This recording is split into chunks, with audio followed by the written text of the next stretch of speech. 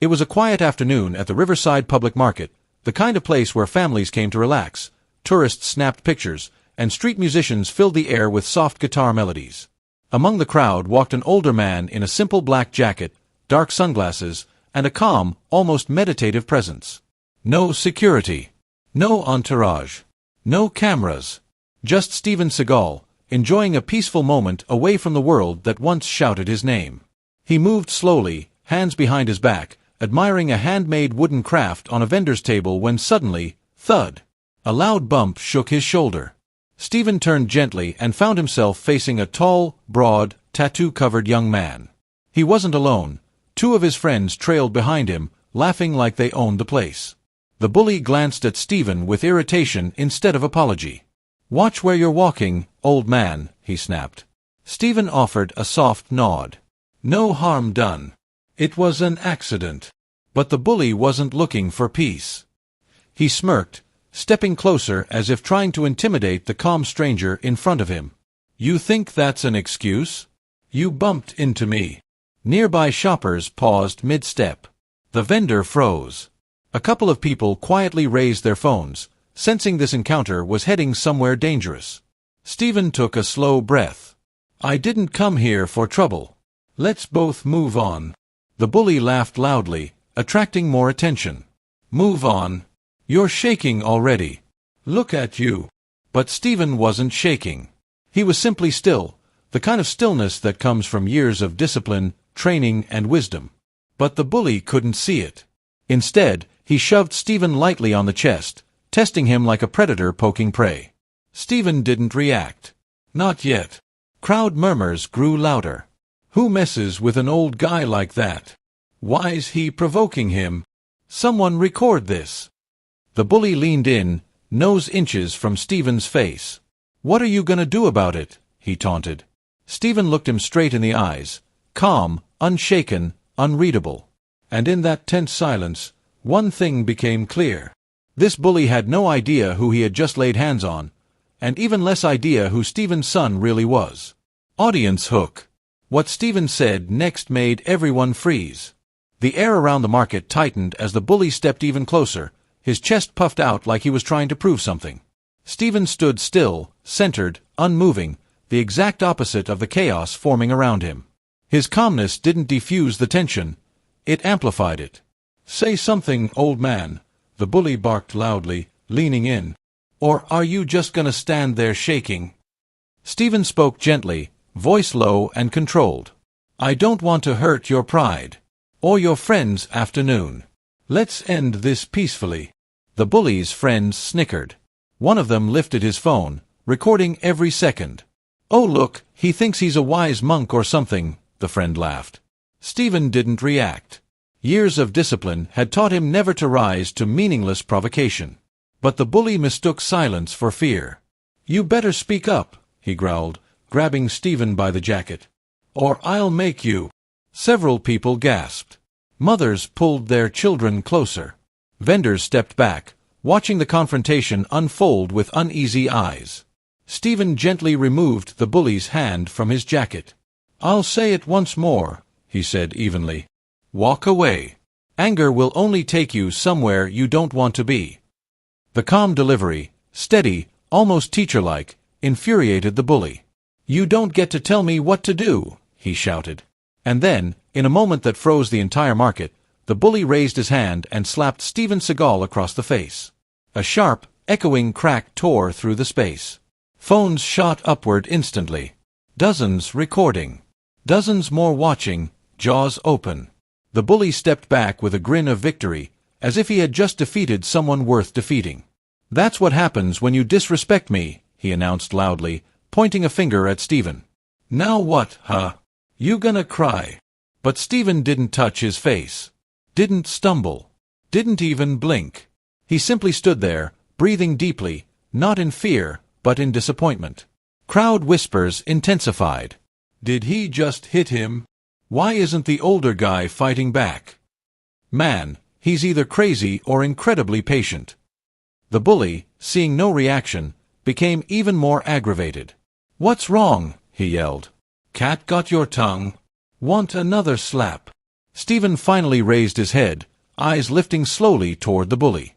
For the first time, a hint of steel appeared in his expression. Calm steel, not anger. I warned you, Stephen said quietly, because I didn't want you to suffer the consequences of your own choices. The crowd leaned in. The bully scoffed. Consequences? What consequences? You're an old nobody. Stephen didn't argue, didn't shout, didn't insult back. He simply said one sentence that sent chills through those close enough to hear. You have no idea what you've just triggered. The bully blinked, confused. His friends looked at each other, unsure whether this was a threat, a warning, or something deeper. Triggered? What, your arthritis? The bully mocked, trying to regain dominance. But underneath Stephen's steady voice, underneath the stillness of his hands, underneath the calm of his breathing, something enormous was shifting. Not because of who he was, but because of who was watching him, and who was already on their way. Engagement break, optional voiceover line. Have you ever seen a bully underestimate the wrong person? Comment your city below. The slap echoed through the Riverside Market long after the bully's hand had dropped back to his side. It was the kind of moment that made time slow down, a single act of arrogance that no one could take back. People who had been casually strolling moments earlier now stood frozen, their attention glued to the confrontation unfolding in front of them. Stephen didn't move. Not even a twitch. If anything, he looked calmer than before, as if the slap had awakened something inside him. Not anger, not fear, but clarity. The bully mistook this stillness as weakness. Most bullies do. Oh, so you're just gonna stare at me now, he taunted loudly, looking around for approval. This guy's pathetic. Someone get him a wheelchair. A few nervous laughs rose from his friends, but the crowd stayed silent. They weren't laughing. They weren't impressed. They were watching something they didn't fully understand yet. A woman near the fruit stall whispered, "Why isn't he reacting? Is he okay?" An elderly man shook his head. "It's not that he's scared. Look at his body language. That man is in control." But the bully couldn't see it. His ego was too loud, too hungry, too desperate to prove himself in front of his boys. He stepped even closer to Stephen, their faces inches apart. "You got anything to say, Grandpa?" he spat.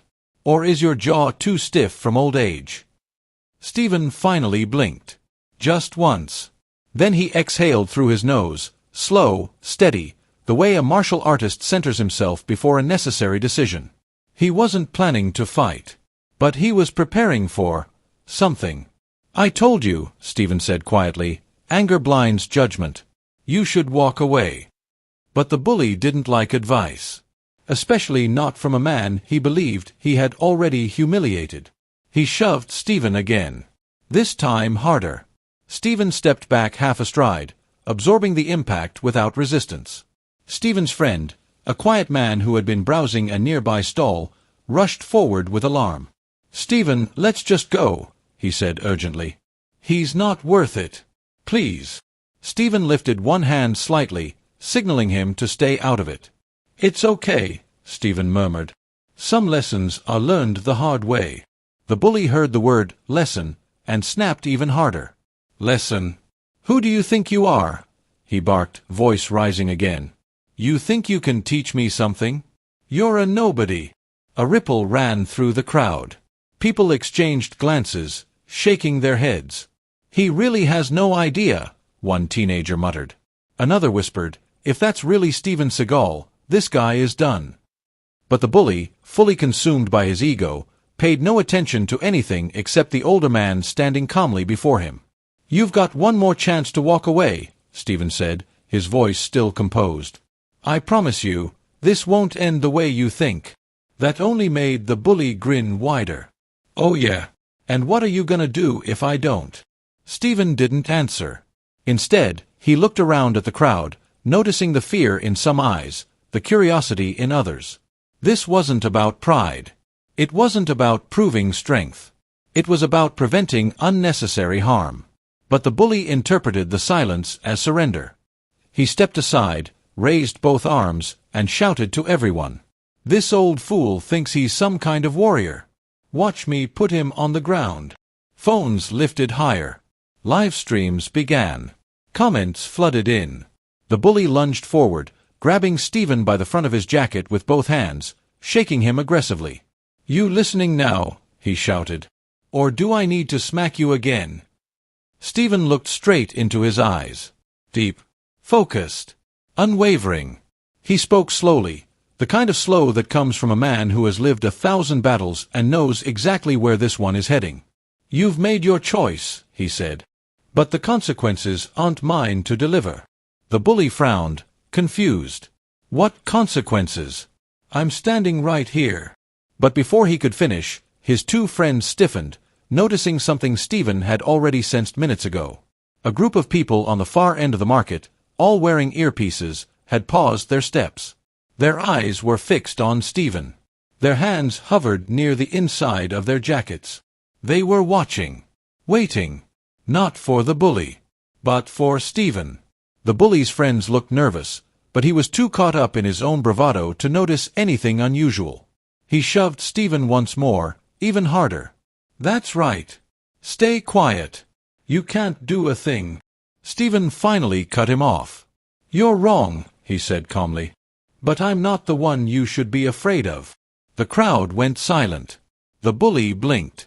The earth beneath this moment shifted, subtly, quietly, but enough for the audience watching to feel it in their bones. Something huge was coming. Something the bully had absolutely no idea about. And his worst mistake wasn't the slap, or the insults, or the pushing. His worst mistake was assuming Steven Seagal was alone. The market had grown unnaturally quiet. Even the street musicians, sensing the tension in the air, slowly lowered their guitars. People who had been casually browsing moments earlier now stood shoulder to shoulder, forming a loose ring around the confrontation. Everyone could feel something was off. Something bigger than just an argument. Something the bully still failed to see. The bully's last shove made Stephen take a single step back, his boots scraping lightly against the pavement. He didn't raise his hands. Didn't defend himself. Didn't react with anger. But his posture, his breath, his composure. It was the kind of calm that comes right before a storm. A teenage girl near the smoothie stand squinted at Stephen, tilting her head. "Guys, wait, doesn't he look familiar?" she whispered. Her friend frowned. "Familiar how?" "I swear, my dad watches his movies." "That's—" She paused, eyes widening. "Is that Steven Seagal?" Her friend's jaw dropped. "No way." But once the seed was planted, others started noticing too. A man wearing a veteran's cap stepped forward, his eyes narrowing in recognition. That stance, those shoulders, that face. "I'd know that man anywhere," he murmured. "That is Steven Seagal." Whispers spread through the crowd like wildfire. "Are you serious? That's really him? Oh my God, this idiot just slapped Steven Seagal? No way he survives this." The bully glanced around, noticing the sudden shift in energy, the startled expressions, the hushed murmurs, but still clueless. "What's everyone looking at?" he barked. "Yeah, record it. Record how I handled this clown." But his friends weren't laughing anymore. Not even close. One of them tugged at his sleeve, voice trembling. "Bro, I think we messed up. That man looks exactly like—" "Like who?" the bully snapped. "Some washed-up karate instructor?" "No," the friend whispered, panic rising. "Like Steven Seagal. The Steven Seagal." The bully blinked, then burst out laughing. "Steven Seagal? The Steven Seagal," he mocked loudly. "You mean the action movie guy who breaks arms for fun? Yeah, right. Why would he be walking around a market like a normal dude?" But the friend didn't look convinced. "Look at him. Look at how calm he is. Look at how he moves." Others in the crowd nodded silently. "He hasn't even lifted a finger. He's giving this guy a chance. That's definitely him. No ordinary person stays that calm. Man, this bully is digging his own grave." But the bully crossed his arms, scoffing at the idea. "If that's Steven Seagal," he said loudly, "then I'm the President of the United States." Stephen finally spoke, voice steady and unbothered. Names don't matter. Actions do. The bully smirked, misinterpreting the line as deflection. Yeah, that's what a fraud would say. A few gasps rippled through the audience. One woman stepped forward carefully. Sir, please, tell me something. She lowered her voice. Are you Steven Seagal? Steven simply gave a small nod. Not dramatic. Not proud. Just honest. And that tiny nod hit the crowd like an explosion. Oh my God, it is him. He actually admitted it. No way. This idiot slapped Steven Seagal?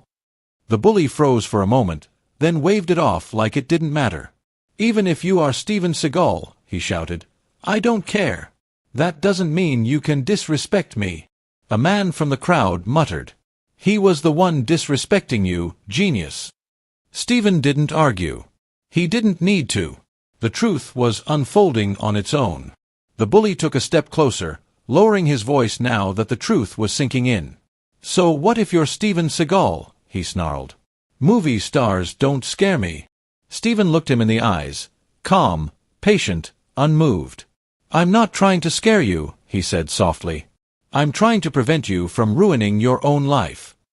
That line, that one line, sent a chill through the entire crowd. People exchanged uneasy glances. What does he mean by that? Ruin his own life. Did something happen we don't know about? Why did those men with earpieces stop walking earlier? The whispers grew louder, more urgent. The bully swallowed hard. Something in Steven's tone shook him, not fear, but uncertainty. It was the uncertainty of a man who suddenly realized there might be consequences far beyond fists and bravado. Steven's friend approached again, pulling him gently aside. Steven, should I call your son? He asked quietly. Steven didn't need to answer. His eyes flicked momentarily toward the edge of the market, toward the men watching. They had already called him. And he was already on his way. The bully, still clueless, puffed out his chest one more time. You think someone's coming to save you? He mocked. But Steven didn't smile. Didn't flinch. Didn't reply. Because somewhere beyond the crowd, beyond the market, beyond the bully's limited imagination, a government vehicle had already turned onto Riverside Street. Lights off. Black-tinted windows. The chief of Homeland Security wasn't coming because Steven needed help. He was coming because someone had dared lay a hand on his father. And the bully was seconds away from learning the price of that mistake. The bully stood in front of Steven, chest puffed out, trying desperately to hold on to the dominance he believed he still had. But the tone of the crowd had changed. What was once amusement had turned into a heavy silence, the kind that falls when everyone knows something terrible is about to happen. Yet the bully, blinded by his own ego, couldn't read the room. You think I'm scared because a few people think you're some movie hero, he barked, pointing a shaky finger in Steven's face. You're nothing to me. Nothing.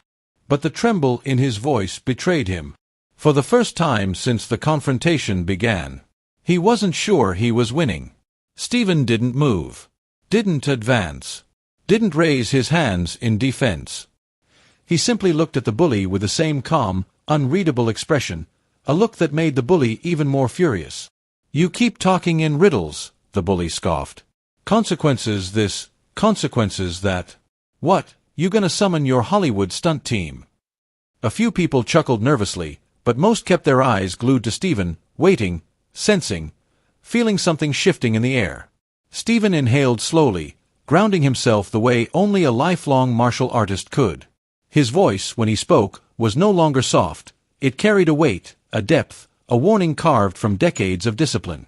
You've crossed a line today, he said, his tone resonating through the crowd.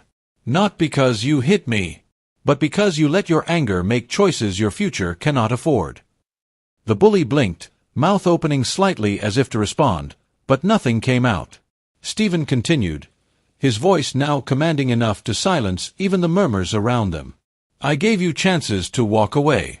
More than you deserved. Not to protect myself. He paused, eyes narrowing just slightly.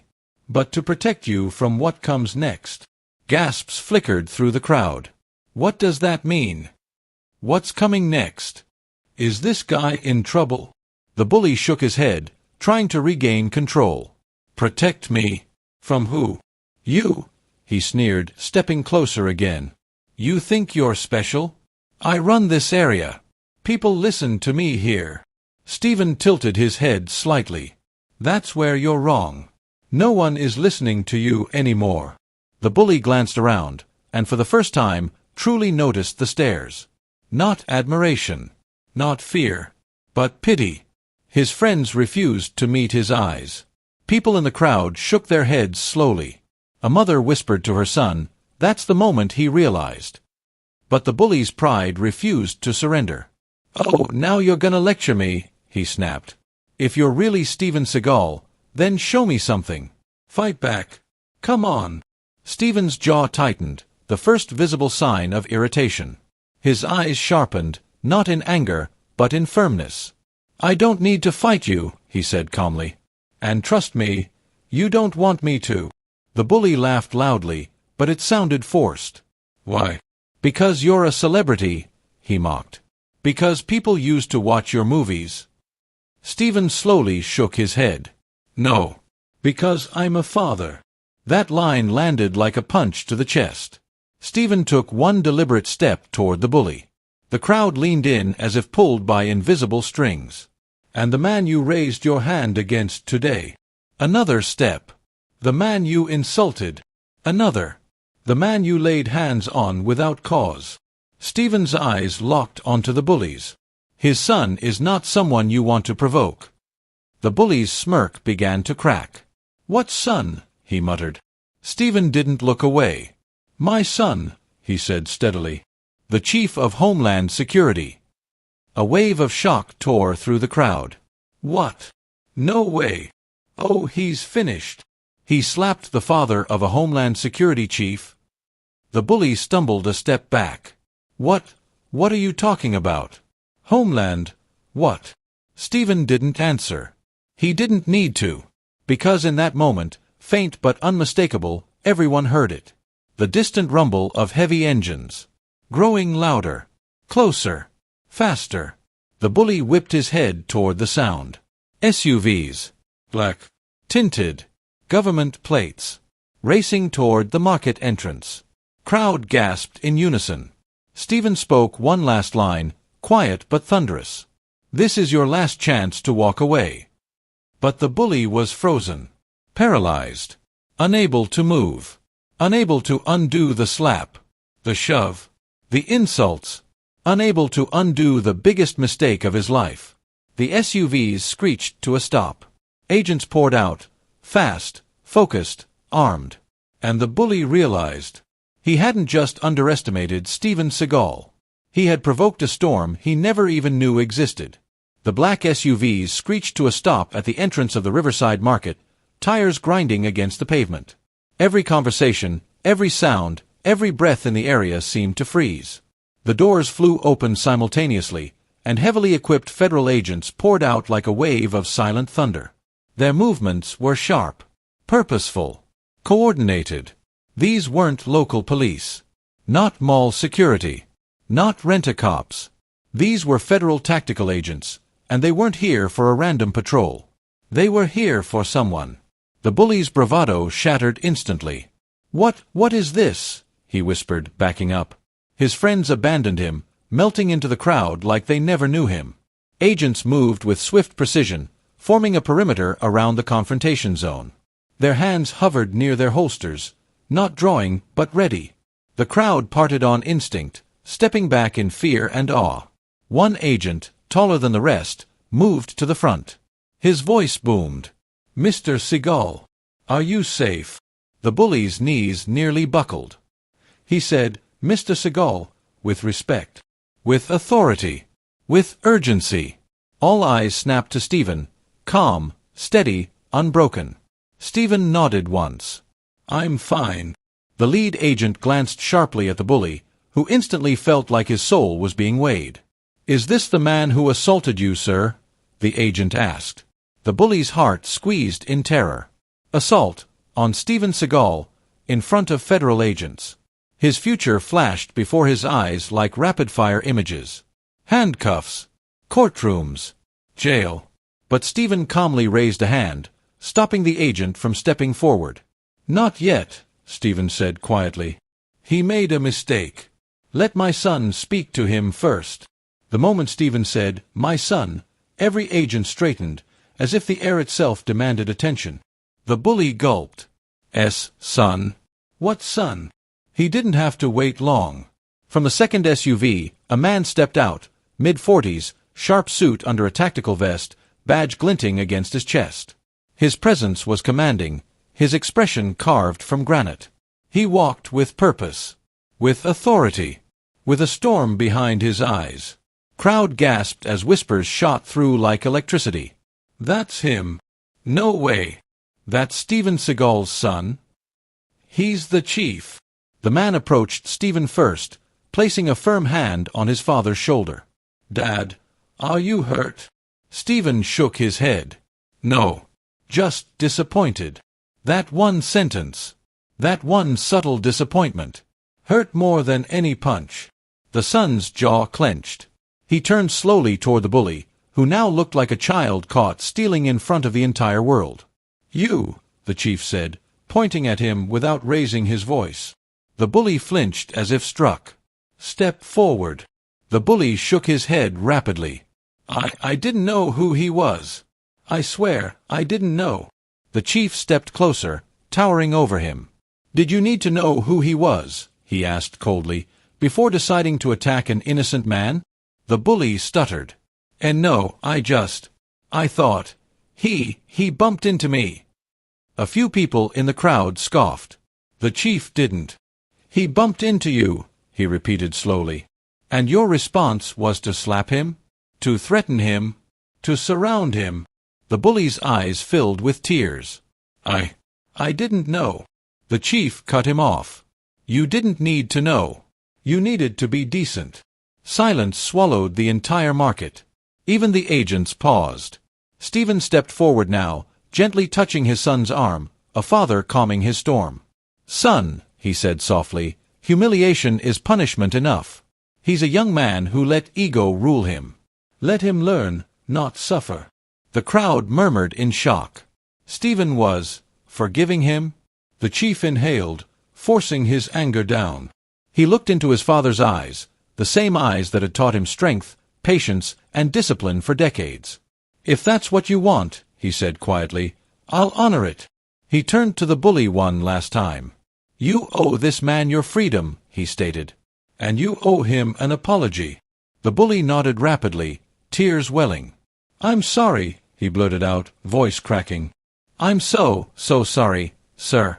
Mr. Seagal. I didn't know, I swear. Stephen held up a calm hand. Knowing my name is not the lesson, he said. Respect should not depend on identity. The bully bowed his head, trembling. Agents stepped aside, standing down. The tension slowly dissolved as the crowd exhaled for the first time in minutes.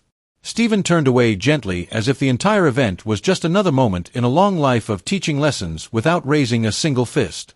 But for the bully, this moment would follow him forever. He had picked a fight with a man he didn't understand, and discovered the truth only when it was far too late. News of the market confrontation didn't just spread, it exploded. By evening, every major platform was flooded with clips of the bully slapping Steven Seagal, the agents arriving in black SUVs, and the dramatic moment the chief of Homeland Security stepped out to defend his father. Headlines appeared everywhere. Bully picks wrong target. Slaps Steven Seagal. Homeland Security chief rushes to protect father. Instant karma in public market. Within hours, millions of people had watched the video. Some laughed at the bully's arrogance. Some admired Steven's calmness. But everyone agreed on one thing. Steven Seagal didn't need to throw a single punch to win. His dignity alone destroyed the bully's ego. The bully, meanwhile, spent the rest of the evening hiding in his apartment. His phone vibrated relentlessly, not with support, but with messages from people mocking him, scolding him, and reminding him of the moment he wished he could erase. His friends had turned their backs. His reputation evaporated. He had become a global symbol of instant karma. But strangely, this humiliation wasn't the worst part. The worst part was replaying Stephen's words in his mind. Respect should not depend on identity. That line cut deeper than any punch ever could. The next morning, Steven Seagal walked into a small press conference arranged by the city. He didn't arrive with fanfare or security. He didn't want revenge or compensation. He simply wanted to speak. With cameras rolling, he stepped to the microphone. What happened yesterday, he began calmly, was not just about disrespect toward me. It was about something bigger. We live in a world where anger often speaks louder than reason, and where pride destroys more lives than fists ever could.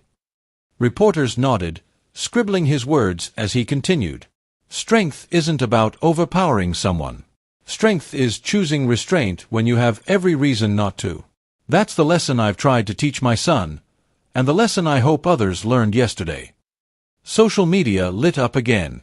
Hashtags trended, #respect, #instant karma, #Steven Seagal.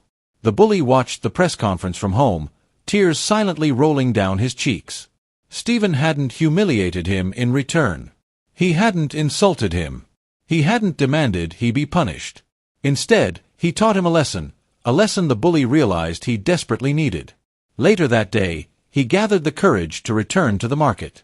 Not as a tough guy. Not with swagger. Just as a humbled young man wanting to make things right. He found Steven speaking with a vendor and approached slowly. Steven turned and met his eyes. No anger. No resentment. Just calm acknowledgement. "I came to thank you," the bully said, voice trembling, "for giving me a chance to learn instead of ruining my life." Steven nodded gently. Everyone deserves a chance to grow, even those who make mistakes. "And I'm sorry," the bully added. "Truly sorry. You didn't deserve what I did." Steven extended a hand, surprising him. "You earned your lesson. Now earn your better future." The bully shook his hand, overwhelmed. It was the handshake of forgiveness, something he would never forget. As the sun set over the market, Steven walked away quietly, disappearing into the crowd as simply as he had arrived. No entourage. No spotlight. Just a father, a man of peace, teaching the world that real power is restraint. The cameras had captured the chaos, but the world remembered the calm. And the final message echoed across millions of screens. If you believe respect should be given to all, not just the powerful, type respect in the comments.